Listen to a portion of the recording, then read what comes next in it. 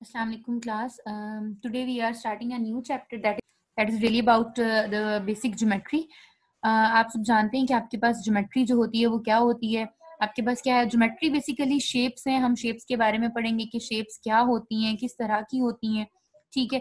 अब आप देखो कि आपके पास कोई भी ज्योमेट्री है, कोई भी शेप आप बना रहे हो तो आप किस तरह बनाओगे, पॉइंट से बनाओगे, लाइन से बनाओगे या किसी प्लेन में बनाओगे. आपको ये पता होना चाहिए कि पॉइंट्स क्या हैं, लाइंस क्या हैं और प्लेन्स क्या हैं.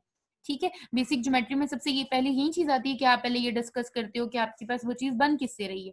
ठीक है. लाइंस आप लगा रहे हो तो कैसे लगा रहे हो, पॉइंट्स बना रहे हो तो बेसिकली पॉइंट्स है क्या चीजें. ठीक है. अगर आप देखो यहाँ पे तो सबसे पहले उन्होंने क्या किया हुआ है, उन्होंने आपके पास पॉइंट्स को डिफाइन किया हुआ है. पॉइंट्स क्या होते हैं, बेसिक ज्योमेट्रिक फिगर होती है आपके पास. ठीक है. हमने कहा ठीक है कि आपके पास पॉइंट्स क्या है, बेसिक ज्योमेट्रिक फिगर है. हमने लिख दिया कि बेसिक ज्योमेट्रिक फिगर है. देन हमने कहा कि all geometric figures are made up of collection of points. अगर मैं डिफरेंट पॉइंट्स को कलेक्ट करके बनाऊं, मतलब कि एक पॉइंट को, दो पॉइंट्स को, तीन पॉइंट्स को, तीन चार पॉइंट्स इकट्ठे लगा दूं तो एक कोई शेप बन जाएगी, या तो कोई लाइन बन जाएगी या कोई और शेप बन जाएगी आपके पास. ठीक हो गया. मतलब कि बेसिकली हम क्या कह रहे हैं कि पॉइंट आपके पास एक ज्योमेट्रिक फिगर हो गई. ठीक है. कि आपके पास पहली बेसिक फिगर है कि आपके पास ये होता है, पॉइंट होता है तो कोई फिगर बनती है. ठीक है. फिर हमने कहा कि जब हम कलेक्शन ऑफ पॉइंट्स करते हैं तो आपके पास एक ज्योमेट्रिक फिगर बन जाती है. कोई भी ज्योमेट्रिक फिगर बन सकती है. आप देखो यहाँ पे रिप्रेजेंट करने के लिए हमने क्या किया हुआ है, ये एक पॉइंट लगा हुआ है. ठीक है. आपके पास डॉट की फॉर्म में मैंने कह दिया ये पॉइंट ए है, या फिर हम क्रॉस से भी इसको रिप्रेजेंट करते हैं. या तो पॉइंट हो जाए या तो क्रॉस हो जाए, आप जो मर्जी आप लिख लो, आप पॉइंट लगा लो, डॉट लगा लो या फिर आप क्रॉस लगा लो, तो वो आपको पॉइंट को रिप्रेजेंट कर देगा. ठीक हो गया. अब आपको ये पता चला कि point has position. Obviously point आपके पास एग्जिस्ट करता है तो it means it has a position. ठीक है. आपके पास उसकी पोजीशन है, लेकिन नाइदर साइज और नॉर शेप. ना तो कोई साइज होता है प्रॉपर और ना ही कोई शेप होती है. ठीक है. अब जैसा मैं, मतलब जैसा पॉइंट मैं चाहूंगी वैसा बना लूंगी. पोजीशन तो उसकी है, वो पोजीशन तो लेगा, स्पेस तो लेगा किसी ना किसी जगह पे, लेकिन ना तो उसका कोई साइज होता है और ना ही उसकी कोई शेप हो जाती है. फिर आपके पास सेकंड चीज जो आती है वो आती है लाइंस. अब लाइंस क्या है, अभी हमने पढ़ा ना पॉइंट्स, तो पॉइंट से ही डिफरेंट फिगर्स बनती हैं. तो जब दो पॉइंट्स को ज्वाइन कर दें हम, जैसे एक पॉइंट यहाँ दिया हुआ है ए और एक पॉइंट दिया हुआ है बी, इन दो पॉइंट्स को अगर मैं एक ज्वाइन कर दूं, ठीक है, तो जो मुझे ये जो लाइन ज्वाइन कर रही है that is known as line. ये जो ए बी फॉर्म्ड हो रही है ना, that is known as line segment. इसको मैं क्या कह दूंगी, लाइन सेगमेंट कह दूंगी. अब मुझे ये दे दिया कि जी एक ए पॉइंट है और एक बी पॉइंट है. ठीक है. अब आप देखो यहाँ लाइन मेरी एंड हो गई है, मतलब ए से शुरू हुई और बी पे खत्म हो गई. ऐसे ही है ना. तो आपके पास A and B are end points. ना तो ए से लेफ्ट साइड पे कोई लाइन और जा रही है, ना तो बी से कहीं और जा रही है. ठीक है. लेकिन वो कहते हैं कभी कभी ऐसा भी होता है कि आपके पास both directions indefinitely we get a line. अगर आपके पास दोनों डायरेक्शंस में वो मूव कर रही हो, मींस हमें नहीं पता कि लाइन कहाँ तक जा रही है. ठीक है. अब यहाँ देखो ये एक ए पॉइंट लिया और एक बी पॉइंट लिया, क्रॉस के जरिए हमने लिया ना, तो उन्होंने क्या किया कि हम यहाँ से ए से भी मतलब जा रही है और बी से भी आगे एक्सटेंड हो रही है. ऐसे ही है ना. ए की आप लेफ्ट साइड पे देखो लाइन एक्सटेंड होती हुई यहाँ जा रही है, और बी की आप राइट साइड पे देखो तो लाइन एक्सटेंड होती हुई जा रही है. इट मीन्स कि जब आपके पास दोनों डायरेक्शंस में लाइंस मूव कर रही होंगी तो आप क्या कर देते हो, आप इस चीज को बताने के लिए, अब हमारा पेज कितना सा होता है, उस चीज के ऊपर तो हम नहीं ना लेके जा सकते लाइन को, तो इस चीज को शो कराने के लिए हम क्या यूज कर देते हैं, ये एरो हेड्स लगा देते हैं. ये एरो हेड्स क्या शो कर रहे होते हैं, एरो हेड्स ये शो कर रहे होते हैं कि ये जो लाइन है ये कॉन्टिन्यूसली इंडेफिनेटली आपके पास मूव कर रही है, जा रही है, इसकी कोई वैल्यू कहीं पे भी खत्म नहीं हो रही, कोई भी इसका एंड पॉइंट नहीं है. ठीक हो गया. क्या कहा हमने कि दो पॉइंट्स को ज्वाइन करने से आपके पास एक लाइन सेगमेंट बनती है. ठीक है. और लाइन सेगमेंट आपके पास क्या होता है कि हम कहते हैं कि लाइन सेगमेंट कभी कभी ऐसी होती है कि कंटिन्यू रहती है दोनों साइड से. तो जब कंटिन्यू रहेगी तो हम अब एक पेज पे तो कंटिन्यू जो रहेगी उसको ड्रॉ नहीं कर सकते, तो हम क्या करते हैं, हम उसको एरो ड्रॉ कर देते हैं कि इस एरोज का मतलब होता है कि जो एरो हेड हमने लगा दिए इस साइड पे भी और दोनों साइड पे, लेफ्ट साइड पे और राइट साइड पे, इसका ये मतलब होता है कि ये जो लाइन है ये कॉन्टिन्यूसली आपके पास मूव कर रही है, हमें नहीं पता कि कहाँ तक जाएगी. ठीक हो गया. फिर आपके पास एक चीज आ जाती है रेज. अब रेज क्या होती है, line which extend indefinitely in only one direction.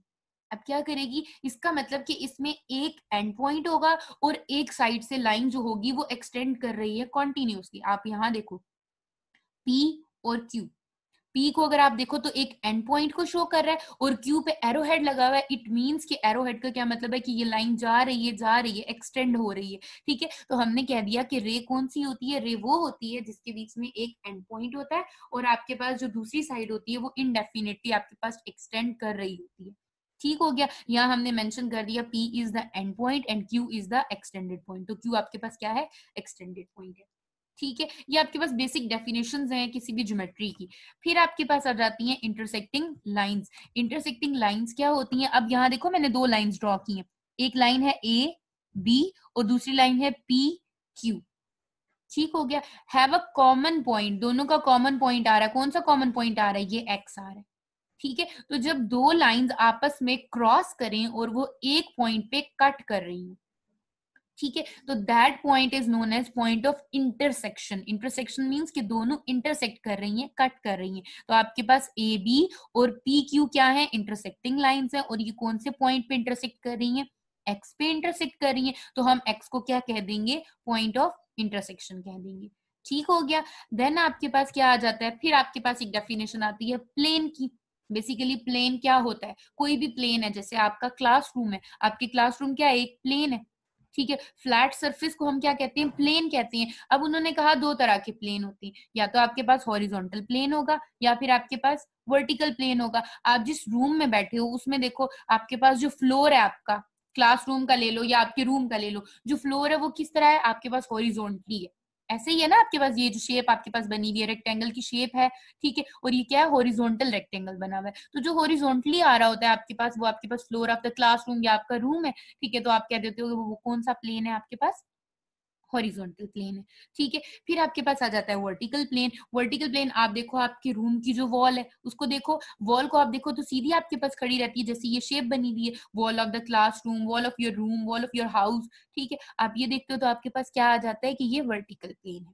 ठीक है, प्लेन बेसिकली क्या होता है, एक फ्लैट सरफेस होती है। ठीक है, फिर आपके पास आ जाता है कर्व्ड सरफेस। ऑब्वियसली जो कर्व्ड होगी वो फ्लैट नहीं होगी, ऐसे ही होगा ना, कर्व की फॉर्म में होगी। तो surface which is not flat that is known as curved surface. कैसी होगी, ये देखो, ये एक आपके पास कर्व्ड सरफेस मैंने बनाई हुई है। ठीक है, ऐसी आपके पास क्या हो जाती है, कर्व्ड सरफेस हो जाती है। ठीक हो गया, फिर आपके पास आ जाते हैं को लीनियर। को एंड लीनियर, को मीन्स साथ आने वाले, ठीक है, आपके साथ आ रहे हैं, और लीनियर मींस एक ही लाइन पे। इट मींस कि एक ही लाइन पे जितने भी पॉइंट्स आते हैं that points are known as collinear.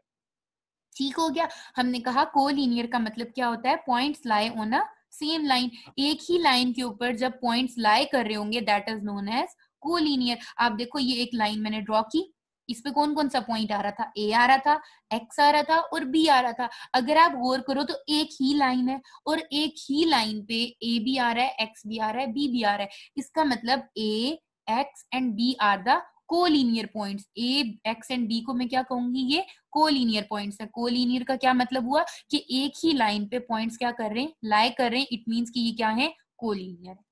ठीक हो गया, उसके बाद आपके पास एक चीज आती है एंगल्स। आपने एंगल्स पहले भी पढ़े होंगे। ठीक है, बेसिकली एंगल्स होते क्या हैं, जब दो रेज आपके पास शेयर करती हैं एक कॉमन पॉइंट तो एक एंगल बन जाता है। जैसे मैंने यहाँ पे एक रे बनाई ओ ए और एक रे बनाई ओ बी, ये दोनों एक पॉइंट ये ओ को शेयर कर रही हैं, कॉमन पॉइंट है ना। तो ये जो दरमियान में इन दोनों के दरमियान एंगल बन रहा है, ये क्या है, ये आपके पास एंगल होता है। इसको क्या कहते हैं, एंगल। ठीक हो गया, कि कितने थीटा से या कितने एंगल से वो चीज मूव की है। जैसे हम चलते हैं या कोई चीज हम हाथ मूव करते हैं तो हम कितने एंगल के साथ मूव करें, 90 डिग्री के साथ मूव करें, 30 डिग्री के साथ मूव करें, 50 डिग्री के साथ मूव करें। तो आपके पास क्या होती है, आप देखो एक कॉमन पॉइंट होता है ना, जैसे इनका ओ पॉइंट है। ठीक है, और दो चीजें होती हैं उनके दरमियान हम एंगल देख रहे होते हैं। ठीक है, फिर एंगल की आपके पास 4 काइंड है। ठीक है, जिनको डिस्कस किया गया है। पहला एंगल कौन सा होता है आपके पास, एक्यूट एंगल। एक्यूट मींस छोटा, क्यूट होता है ना आपके पास, क्यूट छोटी चीज होती है। तो इट मींस के एंगल बिटवीन 0 टू 90 डिग्री, जो 0 से 90 डिग्री के दरमियान आएगा उस एंगल को हम क्या कहेंगे, एक्यूट कह देंगे। ठीक हो गया, शेप कैसी होगी, आप देखो ऐसी शेप होगी, मतलब कि 90 से छोटा आ रहा है ना बेसिकली। एक्यूट क्या होता है, 90 से छोटा, 0 से लेके 90 तक, तो आपके पास ये एक्यूट एंगल आ जाएगा। फिर आपके पास होता है ऑब्ट्यूज एंगल। ऑब्ट्यूज एंगल होता है 90 से 180 तक, मतलब कि 90 से बड़ा, ग्रेटर देन 90 और 180 से छोटा। तो 90 से 180 के दरमियान जो एंगल आते हैं वो कौन से होते हैं? ऑब्ट्यूज एंगल हो जाते हैं। तो ये आपके पास फिगर ड्रॉ की हुई, अगर आप देखो 90 डिग्री यहाँ बन जाता है तो ये 90 डिग्री से ग्रेटर आ रहा है और 180 डिग्री से छोटा आ रहा है, तो आप क्या कह देते हो कि ये कौन सा एंगल है? ऑब्ट्यूज एंगल है। ठीक हो गया। फिर आपके पास आ जाता है रिफ्लेक्स एंगल। रिफ्लेक्स एंगल का मतलब होता है एंगल आपके पास आ रहा हो 180 डिग्री और 360 डिग्री के दरमियान। ठीक है, मींस की नीचे वाली साइड में जब आपके पास पूरा बन रहा होगा that is known as reflex angle. 180 से लेके 360 तक जो एंगल आएगा that is known as reflex angle. इसका मतलब अब ये अगर आप एंगल देखो ये 180 डिग्री से ज्यादा बन रहा है, तो जब 180 डिग्री से ज्यादा बनेगा इट मींस कि हम उस एंगल को क्या कह देंगे? ये एंगल कौन सा एंगल है? ये रिफ्लेक्स एंगल है। ठीक हो गया। फिर आपके पास आ जाती है राइट एंगल। राइट एंगल वो वाला एंगल होता है जिसमें एंगल एग्जैक्टली किसके इक्वल हो जाता है? 90 डिग्री के इक्वल हो जाता है। जब आपके पास angle exactly equals to 90 degree आ जाएगा तो आप कह दोगे कि ये राइट एंगल है। ठीक है, एक दफा रिवाइज करती हूँ। एक्यूट एंगल क्या होते हैं? Acute angle are those angle which are between 0 and 90 degree. Obtuse angles are those which are between 90 degree and 180 degree, and reflex angles are those angle which are between 180 degree and 360 degree, and right angle is that angle which is exactly equals to 90 degree। ठीक हो गया। अब आपके पास जब ये clear हो जाता है अब हम चलते हैं कॉम्प्लीमेंट्री एंगल्स की तरफ। ठीक है, कॉम्प्लीमेंट्री एंगल्स क्या होते हैं? कॉम्प्लीमेंट, ठीक है, दो एंगल्स पढ़ते हैं हम 90 डिग्री और 180 डिग्री।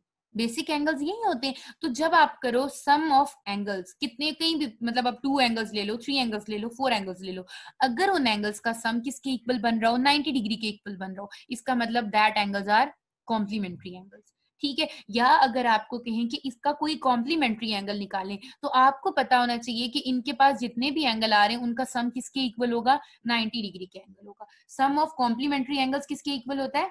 90 डिग्री के इक्वल होता है। और इसी तरह सप्लीमेंट्री का क्या मतलब होता है? 180 डिग्री। तो सम ऑफ एंगल्स किसके इक्वल हो जाएगा? 180 डिग्री के इक्वल हो जाएगा। आपने ये चीज याद रखनी है कि कॉम्प्लीमेंट्री में sum of angles is equals to 90 degree and sum of angles is equals to 180 degree. किस में आ जाएगा? सप्लीमेंट्री एंगल्स में आ जाएगा। अभी जब हम एक्सरसाइज के क्वेश्चन करेंगे तो आपको ज्यादा क्लियर हो जाएगा। ठीक हो गया।